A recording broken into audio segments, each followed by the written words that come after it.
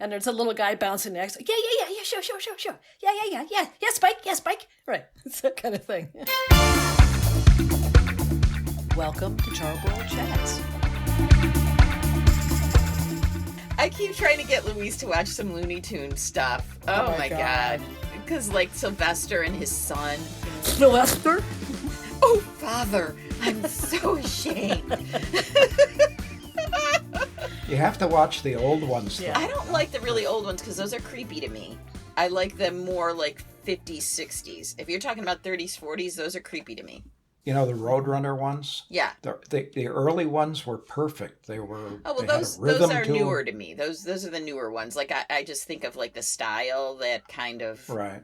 It's to me, they're creepy to me like silent films are. But Roadrunner, yeah, I don't think there's any, like, old ones, like, for Roadrunner. No, not old, but the first ones that came out had a... Yeah. They got that rhythm and the perfect, it was funny, and then they tried to make new ones, and they weren't. Agreed. Oh. It was just the tone of them or the something. Well, the animation was different, too. The animation kind of got more, yeah. I don't know, simplified, or, it just didn't look as good. Yeah, I loved, Daffy Duck was my favorite character, no doubt about that. Because he was so angry all the time. Like when his bill goes around the back of his head. I love it. Yeah, I have to force him to watch it, It's so funny because, like, I recommend things all the time, and he'll resist it, and then he'll finally watch it, and he'll watch it like 20 times, Well, we used to watch cartoons on Saturday mornings. There was no cartoon 24/7, 8 zillion choices. Now it was... I was literally just thinking about this morning. Like, should we talk about cartoons? That's weird. Well, and we used to, I don't know about you, and maybe this is just our family life, but we were we used to watch cartoons every morning too. Mm-hmm. Like before school, we'd watch some of them. What was on your station? You were in New York then. Yeah, well, we had, of so course... you probably had more sophisticated ones. Probably not. Let's see. Well, Captain Kangaroo was in New York. And... I never watched that. Talk about creepy. Yeah, I never watched it. Never liked it. Because we talked about the ones that we had. We had Rocket Ship 7 and Commander Tom, our own Buffalo homegrown Those ones. were Buffalo? Yeah. But the cartoons like Popeye, I remember, Rocky and Bullwinkle. Mm-hmm. We had Deputy Dog and Underdog. Yes, Underdog was really good. What did you watch though, Wally? Because there's like maybe a little age gap. Saturday morning was just... But it was mostly, it seems like old cartoons and old movies. Yeah, old movies too. In the 50s, 30s movies were cheap. They could run them on TV, like the Marx Brothers and stuff. So like I was brought up thinking the world was more like the 30s than the 50s. Mm-hmm. Oh, that's funny. Did you guys ever have the Bowery Boys? Oh, yeah. We watched that a ton too. The Dead End Kids. They were I don't know if they were the same people. Sometimes I think they were interchanged. And some of them were the same characters. We didn't watch those, but it doesn't mean they weren't around. We just and the Three Stooges. Yeah, Three Stooges we watched. And the little kids. What was the little kid? Our Gang. Our Gang. There we go. Our Gang. Yeah. Right. Three Stooges were the only ones of that bunch of stuff that we watched because we were mostly more cartoons. Oh, and then there was God, what's it? I was just reading an article about this the other day, the tip of the tongue thing and how it happens so often for people who are our age and up. The Gumby and Pokey. Mm-hmm. Oh, yeah. And then Davy and Goliath. I used to love Davy and Goliath. It was so, yeah. Hey, Davy. I think I was too old for that. Yeah, you probably were. You had aged out. A few series too, like Hopalong Cassidy and Roy Rogers. They'd be like one after the other. Yeah. Like late on Saturday morning because they were more highly produced. And those used to be in the movies, though, right? Were they shorts in the movies, or they were? Yeah, they were the movies. They all did full length movies, and I think they did short, serial type things, and then they transferred right to TV. And all the kids would have their favorite. I like Hopalong Cassidy, and I like Roy Rogers, and he's a jerk. That kind of Roy Rogers is a jerk? Well, the kid who liked Hopalong Cassidy would dismiss Roy Rogers as and you knew their their pets' names and their horse's name, and like with Roy Rogers, Pat Buttram was his sidekick. I remember him, and he had a Jeep, Nellie Bell, the kids would all know that Pat Buttram's Jeep was called Nellie Bell. I think I'm right on that. I may have Nellie Bell. messed it up. Yeah. And all that was part of your world, Mm-hmm. Yeah. You get up early on Saturday morning and sometimes turn on the TV, and there would be the Indian head, because they weren't on the air, or they, in those days, like early 50s, TV was a really sketchy thing. It didn't always work. The guys would show up and turn it on, and it wasn't there. So it would go to 8 o'clock and then 8:15, and I'd be like, what the hell? Where's the TV? What are they doing? They're ruining my life. And they'd just be that. Just a time pattern. Yeah. Oh, you mean like the guys at the station wouldn't have shown up? Oh, that's funny. Well, either they didn't show up, or it was a tricky thing to get all those tubes warmed up. Oh, yeah. Working. That's funny. To plug it in! Forget to plug it. That reminds me of a story of my. Oh boy. Reminds me of a story. My early job as a DJ. Did I ever tell this one on the podcast? Yes, I remember that one. Yeah. I don't know if I do.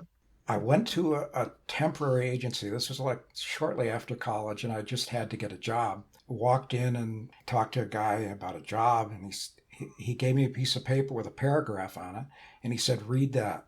So I read it out loud, and he said, okay, show up Monday morning at this little radio station on the top of a mountain in Troy, New York. How interesting. I became the overnight Sensation? DJ.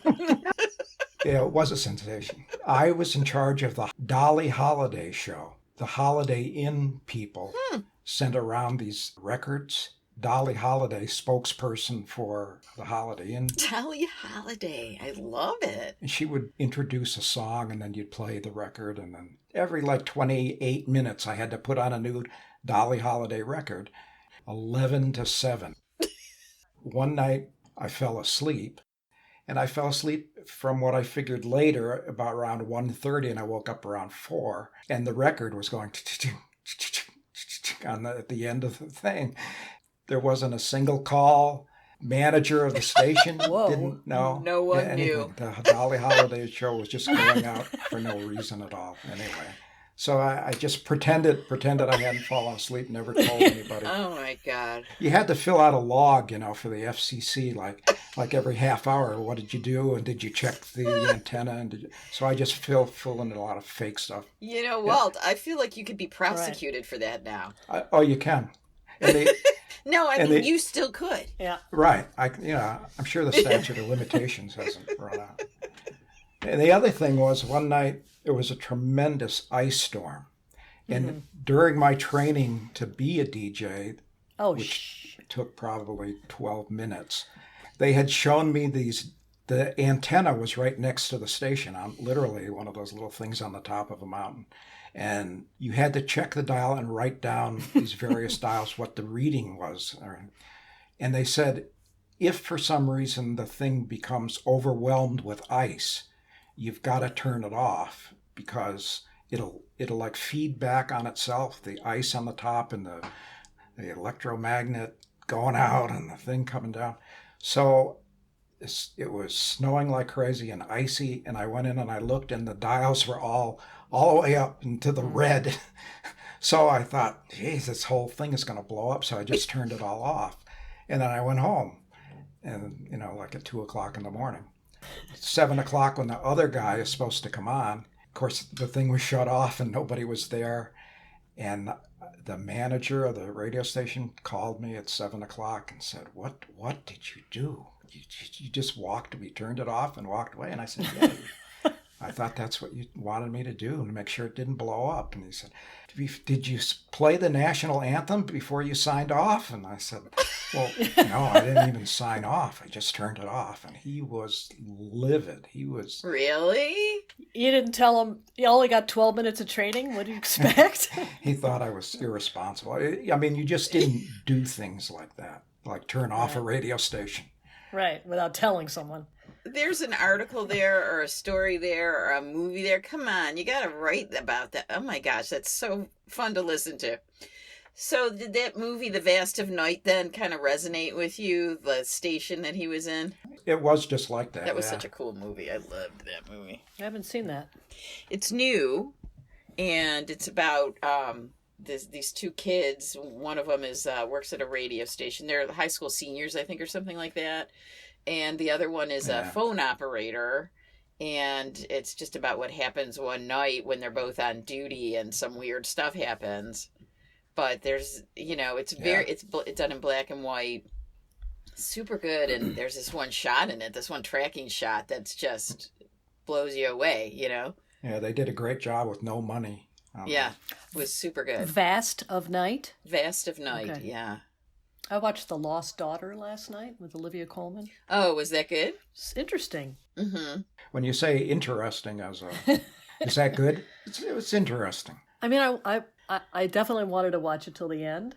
And, it's a pensive movie for sure. Yeah. What looks kind of funny is, and I hate rom-coms. But that one with Sandra Bullock and Channing Tatum. Oh yeah, I saw the trailer for it, and it looks really funny, and I really like her. I think she's so appealing. Yeah, I think she's funny too. Yeah, the scene with the leeches. Yeah.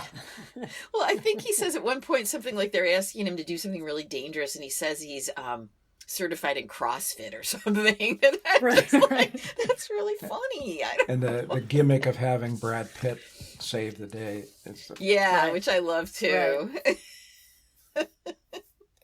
It looks kind of like his role in Megamind, which of course it was the animation, but still, he had that goofy role. I like him when he's goofy.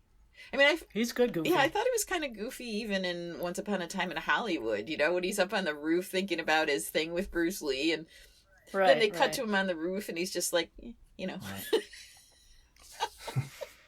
We went to see The Godfather the other night, the 50th anniversary release. Yeah. It was Was fun. that all remastered and everything, or? Well, I don't know if it's remastered or not, because I feel like maybe they did that already. Yeah. And maybe it's just re-released. Right. And I feel like I never saw it on a big screen because, how old was I when it came out? It wasn't something I probably would have wanted to see. And so having seen it so many times now, because Luis just watches it over and over and over, it was really fun to see it on the big screen, though, and see all the little connections and, how, like, Tessio, he's already kind of being...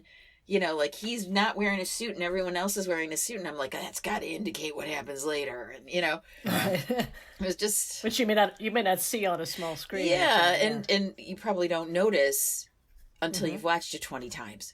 So, right. That is the one value of watching something over and over. You can just see like how well constructed it is. It's one of those movies that once you see it, you have to keep watching it. Yes, that is definitely one of them. Office Space is another. That was just on. It's like you cannot stop watching that. Airplane, I can't help it. I have never seen that. Oh my God. Oh God. I know. I don't know how, but I never have. That's your assignment for next time. Okay. Yes. And Bailey watches Walk Hard. And Grace watches Walk Hard. Walk hard. Down life's rocky road.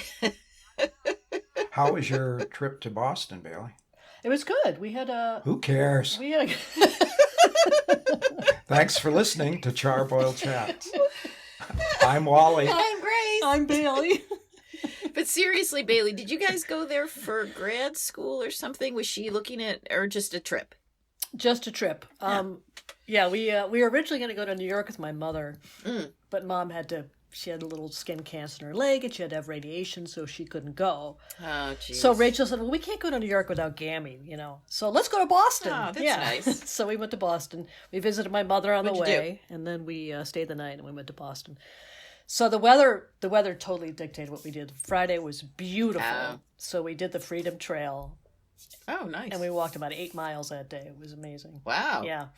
And then Saturday, it was crappy. So we went to the aquarium with every other person and their children with strollers. Oh, yeah. no. Oh, and then we went to the Isabel Gardner Museum in the afternoon. You've been there? Mm-hmm. Yeah. That place. I mean, it was right across. Northeastern is right across the street from That's it. right. Yeah, because yeah. we took the T out there and we saw Northeastern. Yeah. What a crazy museum that is. It is. I don't know who she is. Isabella Stewart Gardner. I can't remember what her thing was. She's just probably some rich person who collected shit. Yes. Probably. Did they talk about that big theft that they had from there? Yes, yeah. So they have on their website, and the places where the paintings were, there's just space. They didn't. So they never recovered those. They have never recovered it, and there's still, because some of them there was 12 or 13 pieces, I think. There were like 3 Rembrandts and a Vermeer. But they've never been recovered. So these aren't like cheap things. No, and they've never been recovered. Wow.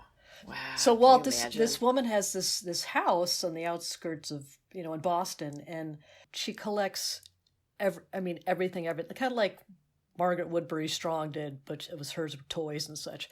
And she just kind of puts things out in her house, and people would come in and see it, and she'd host all these events and parties and with all these dignitaries and writers, and she was very, very connected. And she's got tons of letters, which I actually found to be more fascinating than a lot of the art, because there's so much art in a lot of the rooms. Yeah, I don't remember those. This is probably more than you want to know, but before she died, she stipulated that the house would remain exactly how it was. So in other words, people couldn't come in and move paintings or put new lighting in or put descriptions of the paintings. It was exactly how she left it. So it's kind of this weird hodgepodge of stuff, and it's like 3. Could they dust? They dust, yeah. But they didn't move. No, they couldn't clean. But they didn't move any of the art. They didn't. It's like this room is only this particular style, and it was all just how she left it. That's the way she wanted it. So it's kind of the Wolfsonian in Miami is sort of like that. It's not in a house, but it's just obviously a collection that this Wolfson person made, and there's some really cool stuff in there, but there's like no rhyme or reason to it, Yeah. I just watched a documentary about Jay Maisel. Maisel. Yeah, I know that name. Who is that? Photographer. He's in his 80s now, but he bought a bank in New York. He was looking for a place to have a studio. The realtor said there's got this bank, and he said he thought he knew which one it was, and he said, okay, that sounds good. It turned out it wasn't the bank he thought it was, and it was a 6-story building somewhere in New York. And since then, when he bought that, I don't know, in the 70s or something, he literally filled up every floor, and it's like thousands of square feet, with stuff like you're talking about. That some of it's art, but some of it is just stuff he found on the street. Wow. It's an amazing, it's called Jay Myself. It's so appealing though, because now there's things I don't buy, and there's things I'm getting rid of because I'm like, why do I need this? But I hate to get rid of them, and wouldn't it be nice to have 6 stories to just put them in? or not. Yeah, or not. I'm Bailey. I'm Grace. I'm Wally. Maybe we should start out. I'm Bailey. I'm Grace. I'm Wally. And you've been listening to Charbroiled Chats. Okay. I like that.